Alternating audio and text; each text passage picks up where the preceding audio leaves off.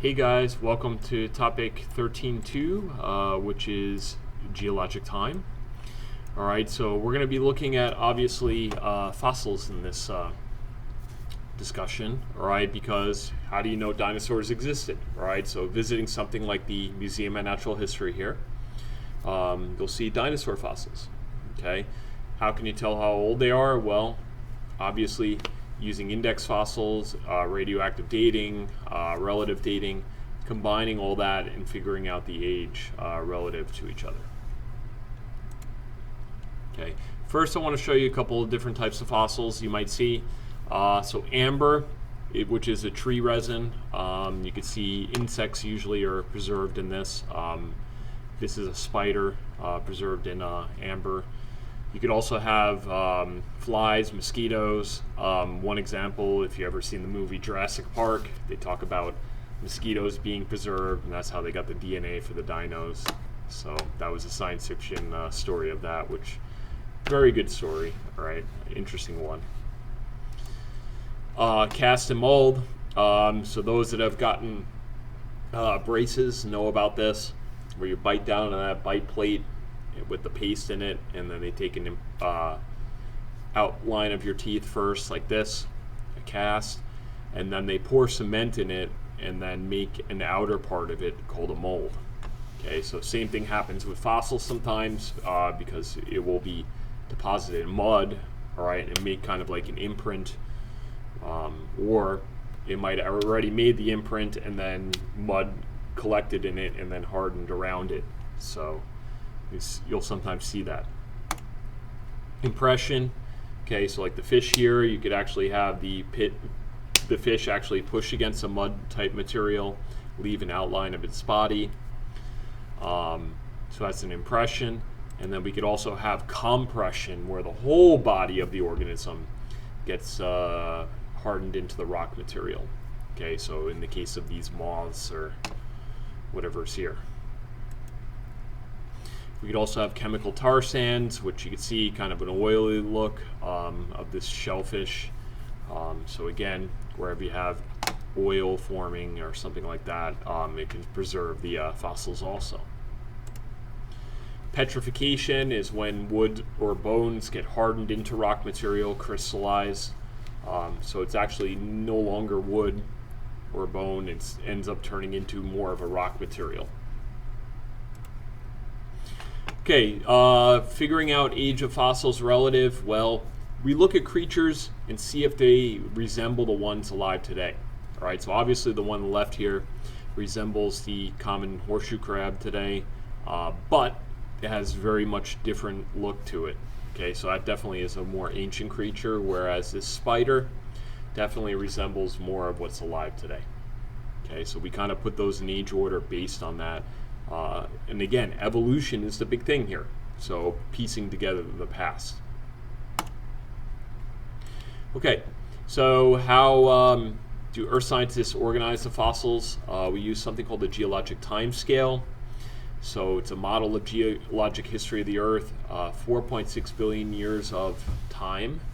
The oldest rocks are somewhere around 4.2 to maybe 4.5 or 6.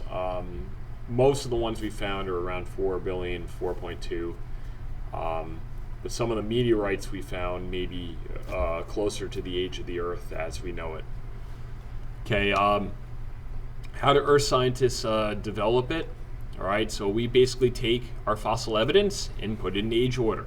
Okay, so sequencing fossils like this, comparing them to creatures that are alive today. So obviously this shrimp here looks like something alive today.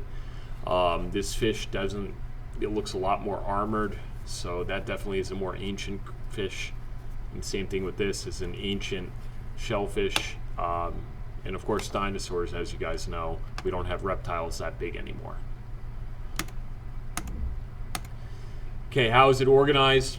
We have eon, which is the largest period of time, followed by era, period, and then finally epoch.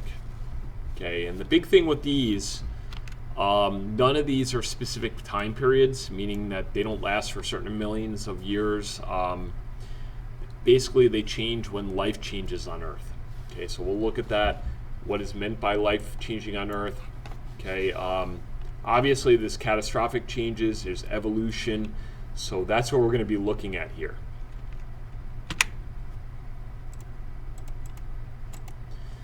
Okay, there is a reference table, page 8 and 9, which you guys will be using for this chapter big time, so make sure you know it in and out. So here it is. I'm not going to go into detail right now about it. I may do a separate video on this because there's a lot to this chart. Okay, example of life changing on Earth. It's a major group of organisms becoming extinct. It makes a new time interval. So you guys know 66 million years ago, or around that, dinosaurs became extinct. All right, and how do you know it? There's no more fossils. All right, and what did it mark? It marked the end of the Mesozoic era, which is the age of the dinosaurs, and the start of the new Cenozoic era, which is the rise of mammals. So whenever you have a major change in evolution, you're going to have new periods, periods or eras that occur geologically speaking. Okay, so why are there no fossils from the Precambrian era, which is the bottom part here? Okay, it's the largest period of time. However, the big thing with the Precambrian is soft-bodied organisms. A lot of the life we know began in the oceans. Soft-bodied things won't be preserved well in fossils. Okay, so you guys know there are many processes that can destroy fossils. We'll talk about those in the coming slides. So here it is. So how can fossils be destroyed? All right, so number one, I would say weathering and erosion. Okay, so you guys remember that from past chapters. Number two, I would say the processes that make metamorphic and igneous rocks. So metamorphic rocks, remember, heat and pressure will destroy fossils. Okay, and then igneous rocks melting into magma or lava and then becoming an igneous rock definitely will destroy any remnants of a fossil. Okay, so only sedimentary rocks in gentle processes will lead to fossilization typically.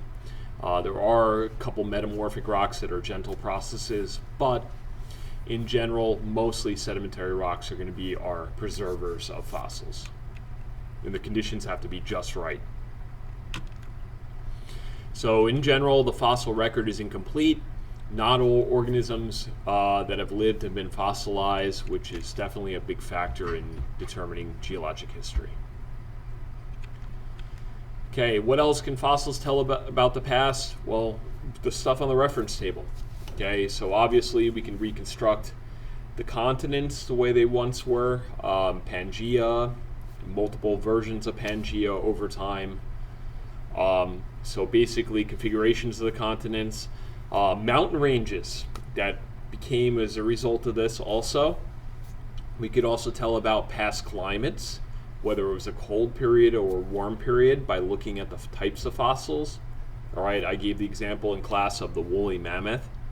Woolly mammoth is obviously a relative to the elephant today, but it has fur. So that obviously had to be a colder period. Reptiles has to be a warmer period because they need warmth to be able to live. All right, so in general, we could piece together the past, tell a lot about the past events. We could even look at past things that may have caused creatures to go extinct, right? Which is definitely an interesting discussion. The two big extinction events, end of the Mesozoic era, asteroid impact probably that caused that, and then the Permian also is a big extinction event, maybe a big climate change of some sort during that time. Okay, so that's it for fossils this time around. We're going to continue working with this in other ways through absolute dating and relative dating. All right, thank you guys for tuning in.